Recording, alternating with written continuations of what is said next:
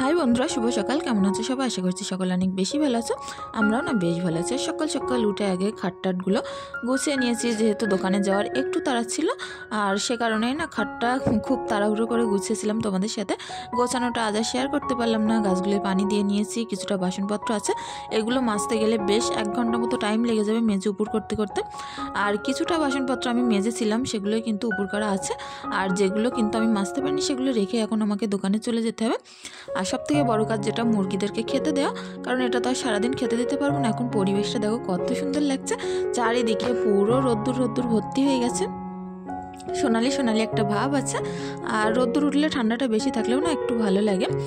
আর এখন আমি মুরগিদেরকে সুন্দর করে খেতে দিয়ে দিচ্ছি, কারণ এদের সাথে আবার আমার সেই রাত্রেবেলা দেখা হবে। সারাদিন যেহেতু আমাকে দোকানেই কাটাতে হবে, আর আজ আমি পুরো দিন কিভাবে আমি ঘরের কাজকর্ম করি, বাইরে করি, করে দোকান ঘর সব কিছুই সামলাই, ব্যবসা বাণিজ্য সামলাই, সেটাই তোমাদের সাথে আমি শেয়ার করব।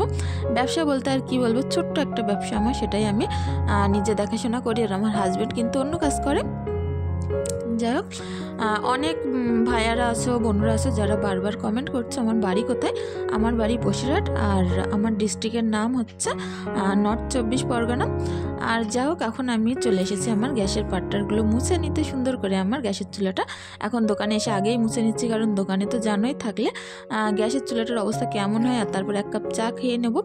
আর চাটা খেতে না খেতেই এখন কিন্তু 9:30 বেজে গেছে। দোকানে কিছুক্ষণ মালপত্র দিয়ে আসলাম, আর এখন আমি ঈশার জন্য 2 রকম ডাল আর গোবিন্দভোগ চাল দিয়ে একটা খিচুড়ি বানিয়ে নেবো। তার কারণে শুকনো খোলে আগে খানিকক্ষণ ভেজে নিলাম। তারপরে এর মধ্যে একটুখানি তেল অ্যাড করব, বাটার অ্যাড করব, আর পেঁয়াজ আর রসুন থেতো।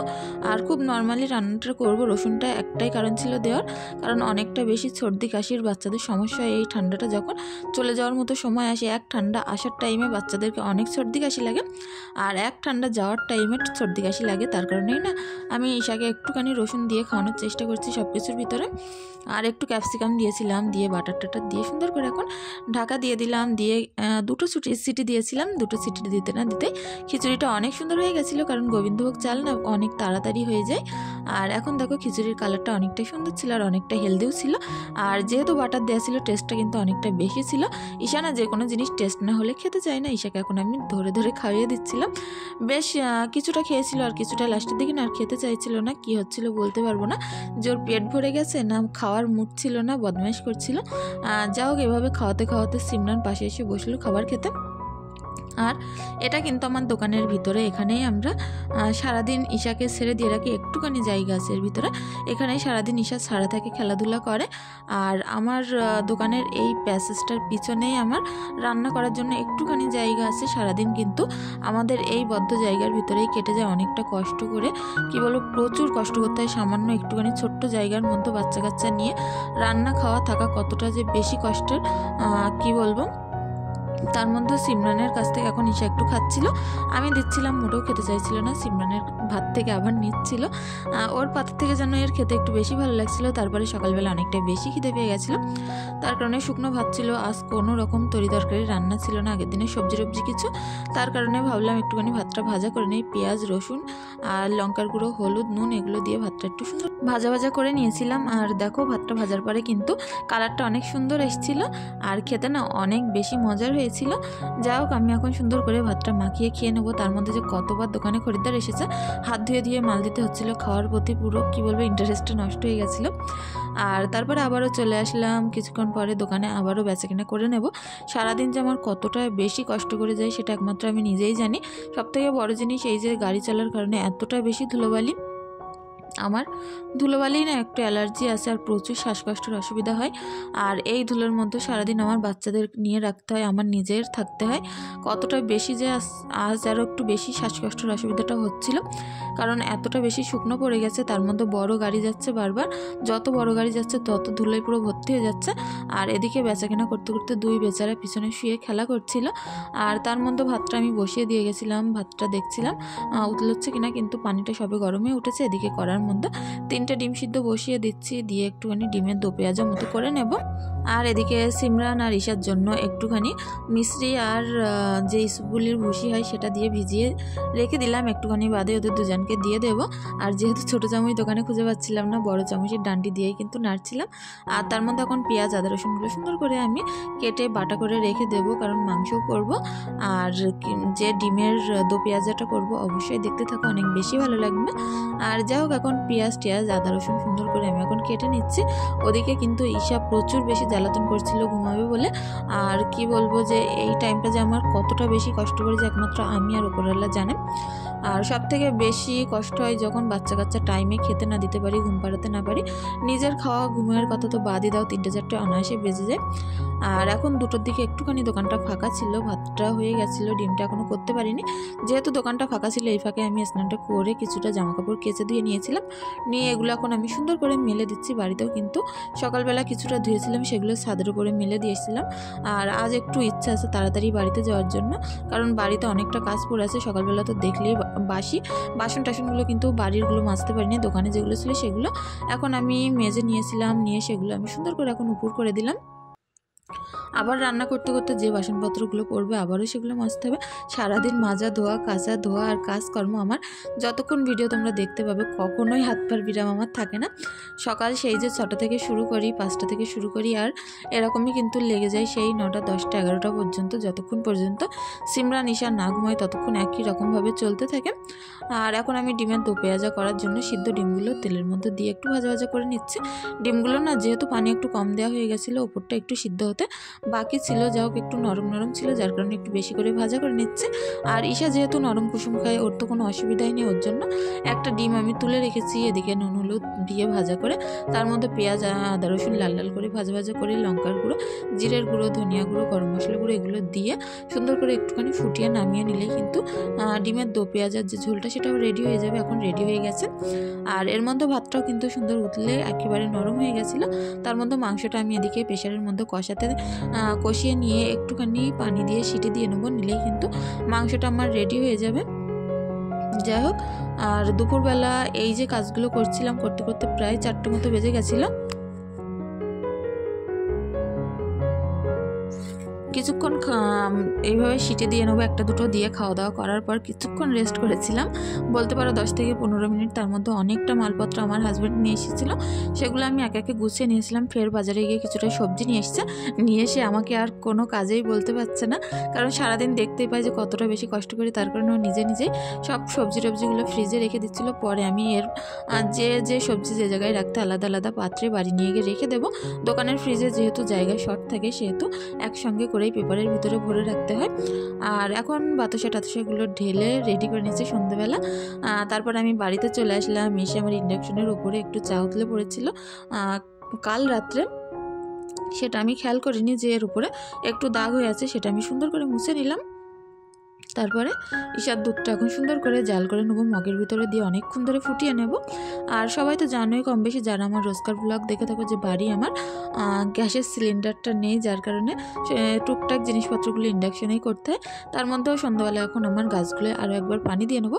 সকালবেলা সামান্য দিয়েছিলাম, কিন্তু এই যে গ্রিনটা, এখান থেকে যে এতটা বেশি রোদ্দুর আসে, পুরো মাটিগুলো আবারও দিনের শেষে কিন্তু শুকিয়ে যায়। তার কারণে সন্ধ্যাবেলা একবার এদেরকে দিতে হয় পানি। আর যখন বৃষ্টি আসে তখন তো এদিক থেকে বৃষ্টি এসে পুরো ভর্তি হয়ে যায়। আর দুধটা এখন আমি বন্ধ করে দিলাম। ঈশা মনের সুখে খেলা করছে। এখন আমার বাদবাকি যে সকল জিনিসপত্র নিচেই পুরো ছড়িয়ে ছিটিয়ে আছে সেগুলো তুলে নিচ্ছিলাম। খাবারের কুচি পুরো সারা ঘর ভর্তি করে ফেলে, খাটের ওপর পুরো ভর্তি করে ফেলেছিল, সেগুলো আমি এখন ঝাড়ঝুট দিয়ে গুছিয়ে নেব। যতই এখন শীতের সময় পিঁপড়ে না হোক, তবুও দেখতে কেমন একটা বাজে লাগে। খাবারের কুচি পড়ে থাকুক কি যাই থাকুক, সবসময় টিপটপ জিনিস ঘরবাড়ি গোছানো সাজানো সবসময় কিন্তু দেখতে একটু বেশি ভালো লাগে। আর আমার তো যত সম্ভব আমি চেষ্টা করি যে পরিষ্কার পরিচ্ছন্ন থাকার জন্য, তবুও বাচ্চা ছোট থাকার কারণে না সেভাবে আর আগের মতো গুছিয়ে রাখতে পারি না। আর বন্ধুরা, আজকের ভিডিওটিও তোমরা যে যেখান থেকে দেখছো একটি অনুরোধ রইল, প্লিজ চ্যানেলটি সাবস্ক্রাইব করে পাশে থেকো। আর সকালের এই বাসনপত্রগুলো এখন যাচ্ছে সেই পুকুরে মাজতে। অন্ধকারে আমার মেয়েটা উপরে একলা একেবারে চুপ করে বসেছিল, যেহেতু সিমরান পড়তে গেছিলো, সিমরান বাড়িতে ছিল না। আর ঈশানা ভয়েতে পুরো চুপচাপ উপরে বসেছিল, আর আমি নিচেই বসে বসে বাসনপত্র মাজছিলাম। অনেকটা বেশি খারাপ লাগছিল, কিন্তু করার কিছু ছিল না বাড়িতে, যেহেতু অন্য আর কেউ নেই যে তার কাছে ঈশাকে রেখে এসে আমি কাজগুলো করব। আর ঈশা চুপটি করে বসে আছে আর আমার সাথে গল্প করছিল, আর আমি নিচেই সানে বসে বসে বাসনপত্রগুলো একা একা মেজে নিচ্ছিলাম। আর যতই এটা বাড়ির পুকুর হোক না কেন, রাত্রেবেলা কিন্তু সবারই একটু গা ছাপচাপের ভাব কিন্তু লেগেই থাকে, তার মধ্যে কাজগুলো করতে হয়। আর প্রতিদিনের মতো আজকেও বলবো, যদি ভিডিওটি দেখে তোমাদের কিছু ভালো লেগে থাকে, প্লিজ চ্যানেলটিতে একটি লাইক, একটি কমেন্ট ভিডিওটিতে করে দিয়ে যাও। আর যদি বেশি কিছু ভালো লেগে থাকে, প্লিজ চ্যানেলটি সাবস্ক্রাইব করে পাশে থাকতে পারো। আর তোমাদের মতামত অবশ্যই জানিও যে ভিডিওগুলো কেমন হয় না হয়। আর অনেক বন্ধুরা আছো যে রোজই আমাকে কমেন্ট করো যে আপু তোমার ভিডিওগুলো অনেক সুন্দর, আর রোজই তাদের কমেন্ট দেখে আমি বুঝতে পারি যে তারা আমার ভিডিও রোজই দেখো। এদিকে দেখো আমার ছোট্ট সোনাটা চুপ করে বসে আছে, কখন আমার হবে, আমার সাথে উপরে যাবে। আর যা হোক, এখন অন্ধকারে ও এতটা বেশি চঞ্চল, জোর মোটেও ভয় লাগে না। ও কিন্তু ওর মতো একা একা ইচ্ছে মতো নাচতে নাচতে হাঁটতে হাঁটতে ঘরে চলে যাচ্ছিল। আর পুকুর আর ঘর যেহেতু অনেকটা বেশি দূরত্ব, যে কোনো আনকা কেউ আসলে আমাদের বাড়িতে একটু ভয় ভয় লাগবে, কারণ আমার বাড়িটা পুরো ফাঁকা মাঠের মাঝখানে, আর চারিদিকে গাছ গাছালি, অন্ধকার, বন জঙ্গল, এভাবেই কিন্তু আমাদের দিনকালগুলো যায়। যাও, ঘরে এসে এখন যে সকল বাসনপত্রগুলো নিয়ে এসেছিলাম সেগুলো সুন্দর করে র্যাকের মধ্যে উবুর করে দেব। আর সবসময় নতুন জিনিসপত্র একটু যেন গুছিয়ে গাছিয়ে রাখতে বেশি ভালো লাগে। আমার মতো কিন্তু অনেকেরও এরকমই হয়তো হয় যে নতুন জিনিস দেখলে একটু বেশি তাতে গোছাতে দেখতে একটু বেশি ভালো লাগে। আর গোছানো জিনিস বলি না যে একটু বেশি ভালোবাসি, আর তার কারণে আমি সবসময় চেষ্টা করি আমার যেটুকুনি আছে, হয়তো বেশি কিছু নেই, যেটুকুনি আছে সেটুকুনি সুন্দর করে গুছিয়ে গাছিয়ে পরিবেশনা করতে, সবার সামনে আনতে। আর এভাবে এখন আমার কাজকর্মগুলো আমি সুন্দর করে গুছিয়ে করে নিচ্ছিলাম।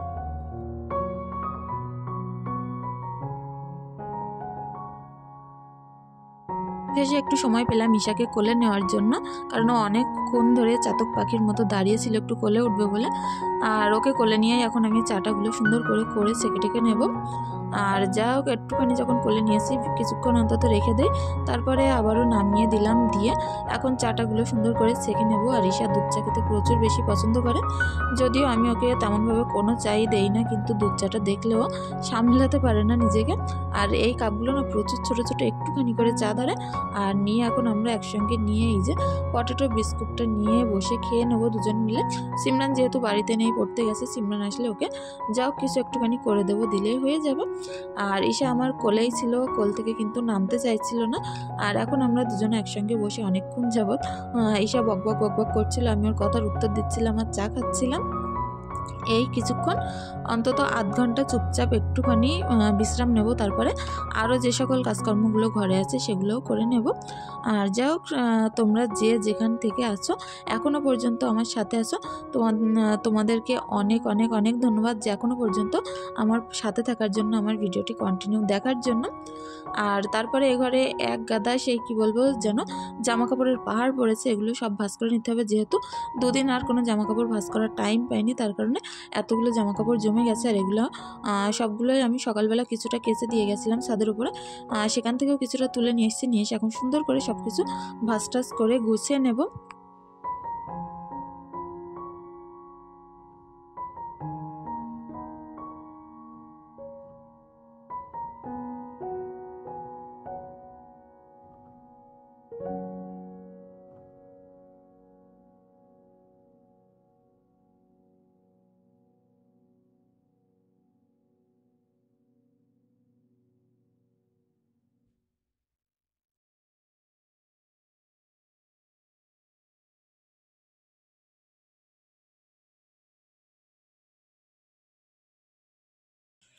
সমস্ত কাজকর্ম শেষ করতে করতে কি বলবো যে সারা দিন কিভাবে আমার যায় দিনটা, সেটা একমাত্র আমিই জানি। আর অবশেষে এখন বাজে রাত 9টা, এখন ফাইনালি আমার কাজকর্মগুলো শেষ হলো। আর প্লিজ প্লিজ প্লিজ তোমাদের কাছে একটি অনুরোধ রইল, যদি ভিডিওটি ভালো লেগে থাকে অবশ্যই চ্যানেলটি সাবস্ক্রাইব করে পাশে থাকতে পারো। আর যদি বেশি কিছু ভালো লেগে থাকে অবশ্যই একটি লাইক একটি কমেন্ট করে দিয়ে যাও। সকলকে অনেক বেশি ধন্যবাদ। সুস্থ থেকো, ভালো থেকো।